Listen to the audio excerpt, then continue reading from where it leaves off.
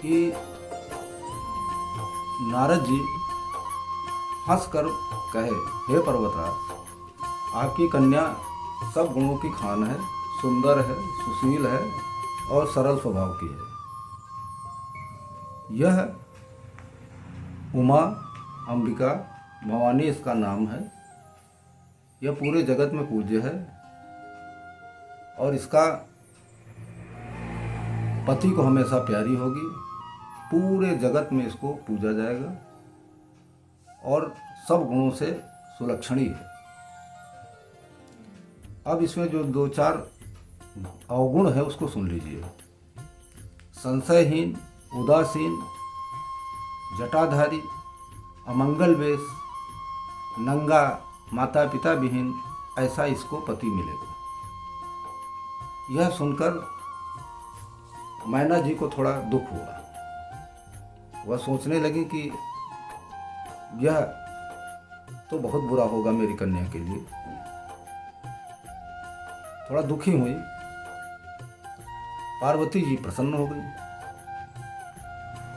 और सखियां, हिमवंत जी, मैना सब लोग प्रसन्न थे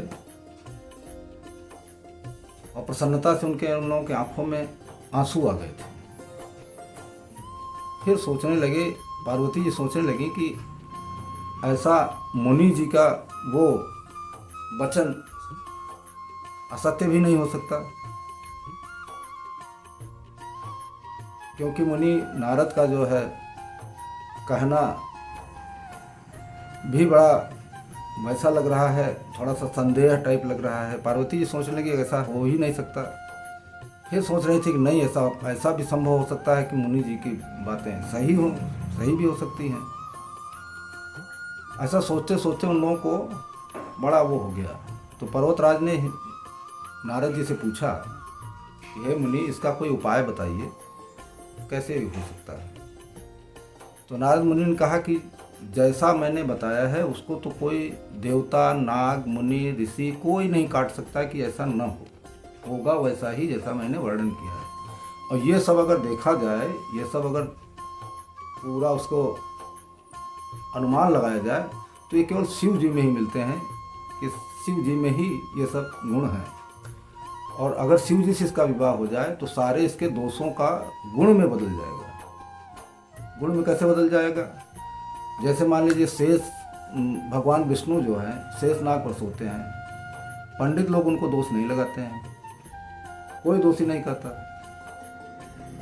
और सूर्यदेव, अग्निदेव हमेशा अच्छे बुरे रसों का भक्षण करते हैं, उनको भी कोई दोष नहीं देता है।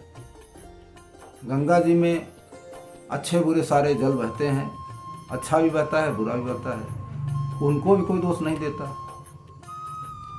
यदि कोई मनुष्य इस अभिमान में ऐसे होड़ में पड़ जाए तो क्या कभी नरक थोड़ा सा कल भर के लिए नरक में जाएगा?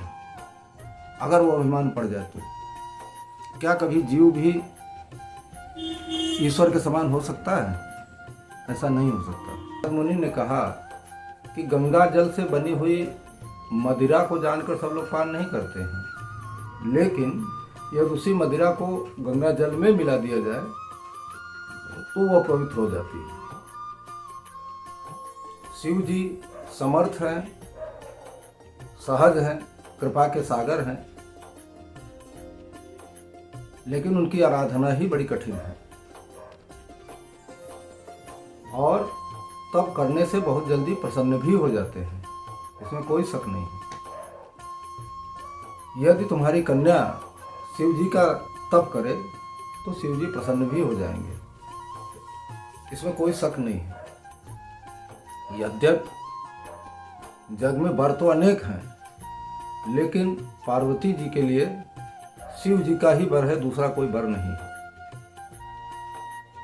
ऐसा कहकर भगवान का स्मरण करके नारद मुनि ने पार्वती जी को आशीर्वाद दिया और कहा कि कृपा के समुद्र शिव जी कृपा के सागर हैं, दुखों का नाश करने वाले हैं।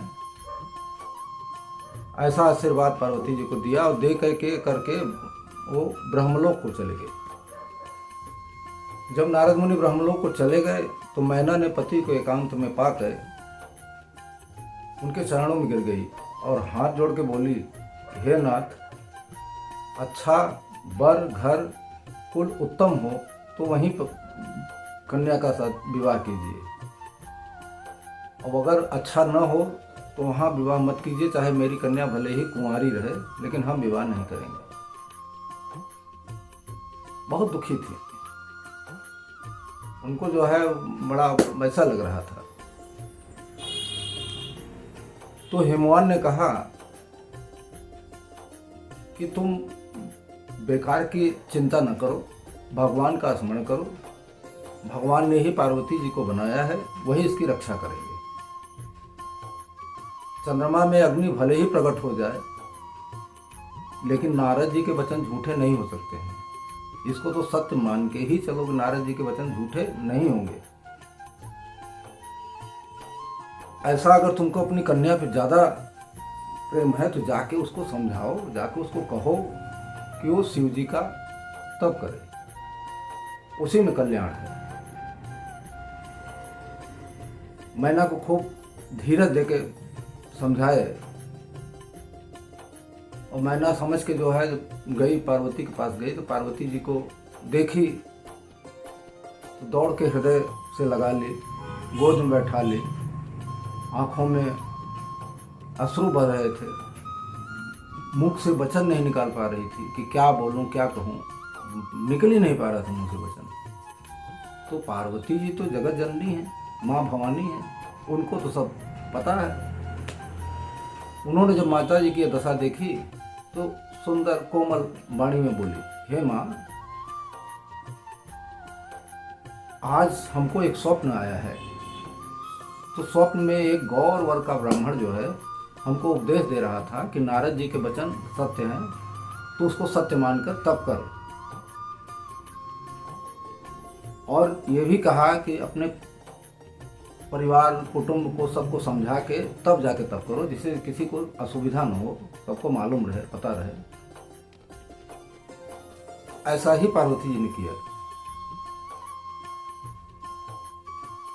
और ये भी कहा कि वो जो ब्राह्मण थे ये भी बोल रहे थे कि तब से ही भगवान विष्णु जो है संसार का पालन करते हैं। ब्रह्मा जी ने तप के ही आधार से पूरा विश्व को रचा है, महादेव तप से ही संहार करते हैं, शेष जी तप से ही पृथ्वी का भार उठाए हैं।